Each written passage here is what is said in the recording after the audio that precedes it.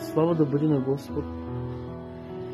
Включвам се за кратко, защото често пъти чувам хората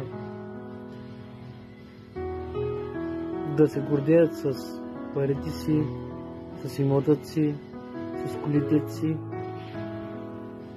И си мисля, че това е всичко това, което са искали го имат. Но най-важното, човече, ти нямаш Исус Христос в живота си. Словото на Бог каза и целият свят да спечелиш. Но ако сгубиш душата си, къде ще отидеш? Къде ще отидеш без Бог?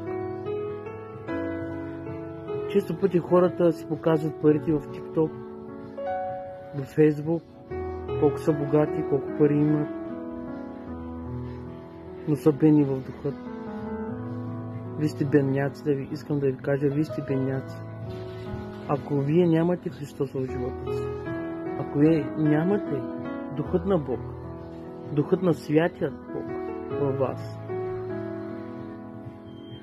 и имате това богатство,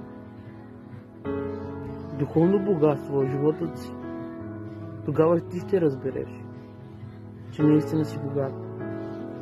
Защото Словото на Бог ни казва, че ние сме като лъх пара, която се появява и изчезва. Ти не знаеш дали ще се събудиш утрешния ден. Парите ти ще помогнат ли? Нещо ще ти помогне ли този свят? Не, няма да ти помогне. Затова те насърчавам, човече. Ако все още си далеч от Исус Христос и не знаеш пътя, то самият Исус Христос каза: аз съм пътят, истината и животът. Търси Бог. Покай се, докато има време. Защото след смъртта няма покаяние. Затова разумей. Търси Бог. Не да го търсиш само когато имаш изгода. Не да го търсиш само когато си в трудности. Не да го търсиш само когато има болест в живота ти. Той е милостив. Той ще те изцелява. Той ще те благославя. Той ще те изкарва от трудности. Но бъди му уверен. Бъди му верен. Докле се тук на тази земя. Защото един ден ще застанем пред Него.